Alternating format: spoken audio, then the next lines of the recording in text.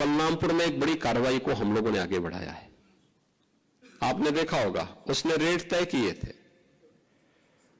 यानी कैसे धर्मांतरण के कार्यक्रम को आगे बढ़ाना है।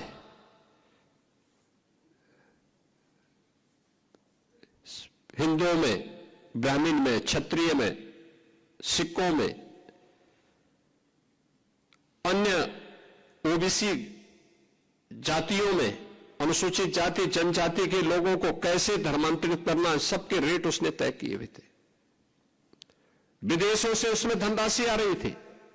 आप सोचिए, 100 करोड़ से अधिक का ट्रांजैक्शन अब तक उसके 40 खातों में प्राप्त हुआ है और लगातार उस अभियान को आगे बढ़ाने का कार्य कर रहा था।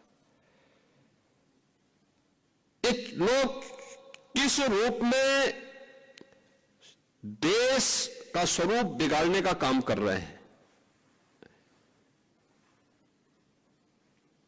परिस्थितियां बदली हैं,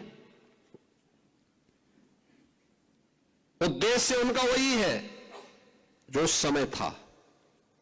हां, काम का तरीका उन्होंने बदला है और यह आयोजन हम सबको इस बात के लिए प्रेरणा दे रहा है कि जिस उद्देश्य से सिख गुरुओं ने अपना त्याग और बलिदान दिया था, सिख वीरों ने अपना बलिदान दिया था, अपनी शहादत दी थी, आज वर्तमान पीढ़ी को उस शहादत की परंपरा को फिर से वर्तमान परिप्रेक्ष्य में जीवंत बनाए रखने के लिए एक नई रणनीति के तहत कार्य करने की आवश्यकता है। याद करना, हिंदू और सिखों के बीच में फूट डालने के प्रयास तो तमाम लोग करेंगे, लेकिन जो हमारे स्वयं के बीच में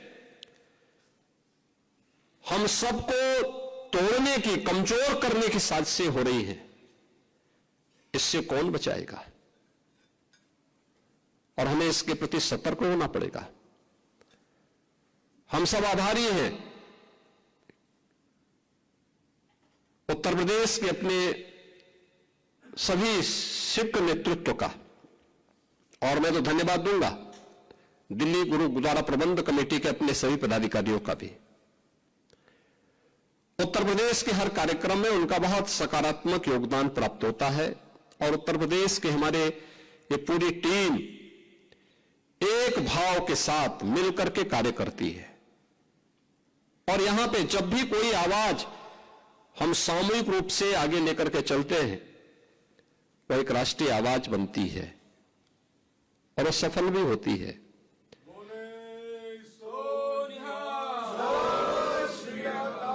मुझे याद है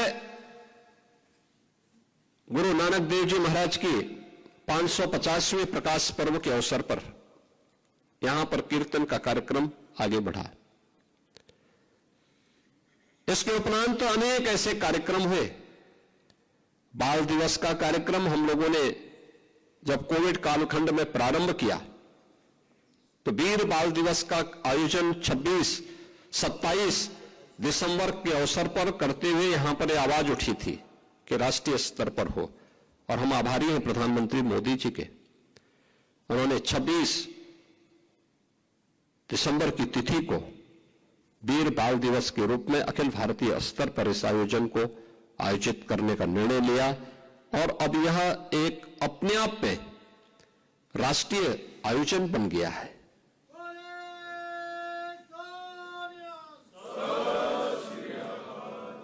इतिहास को ऐसे ही जीवंत बनाया जाता है। उस सत्य को आने वाली वर्तमान पीढ़ी के सामने और आने वाली पीढ़ी के सामने इसी प्रकार के आयोजन के माध्यम से रखा जाता है और ये उसी परंपरा का हिस्सा है। आज के इस अवसर पर यह संदेश यात्रा एक शुरुआत है, यह अंत नहीं है। यह 350वें शहीदी दिवस कार्यक्रम की एक शुरुआत है और यह शुरुआत इस बात को बताती है कि 350वें शहीदी दिवस का कार्यक्रम उतना ही प्रभावी होना चाहिए, क्योंकि इससे संबंधित 2 मीटिंग मेरे साथ में हो चुकी है। आगे आने वाले समय में इसकी पूरी रणनीति के साथ, बड़े कार्यक्रम के साथ, अच्छे कार्यक्रम होने चाहिए। गुरु तेग बहादुर जी महाराज से जुड़े हुए जो भी स्थल उत्तर प्रदेश में, वहां पर कैसे कैसे कार्यक्रम होने हैं, इसकी पूरी रणनीति अभी से तैयार होकर के अगर हम आगे कार्य करेंगे तो यह कोटि कोटि नागरिकों के लिए, भारतीयों के लिए एक नई प्रेरणा का केंद्र होगा। मैं इस शहरी संदेश यात्रा को आज शुभारंभ करते हुए मुझे अत्यंत प्रसन्नता की अनुभूति हो रही है।